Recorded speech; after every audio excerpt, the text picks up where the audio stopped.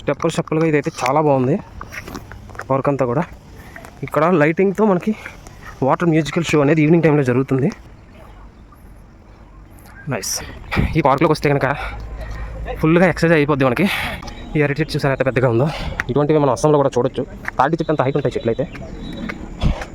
మనకి పనసకాయలు కూడా కాసే మంచిగా ముగ్గుపోయినట్టు కూడా ఉన్నాయి, వాసన వస్తున్నాయి.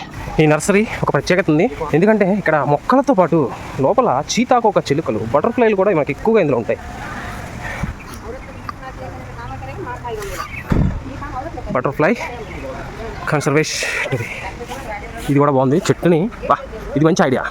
ఈ చెట్టుని అయితే మనకి పాడు చేయకుండా చెట్టు మధ్యనే ఒక రెస్టారెంట్ టైప్లో పెట్టడం అనేది మంచి ఆలోచన. చూడొచ్చు బాగుందో ఏరియా అంతా. సీతాకోక చిలుకలు ఇక్కడ ప్రత్యేకంగా సంరక్షిస్తున్నారు.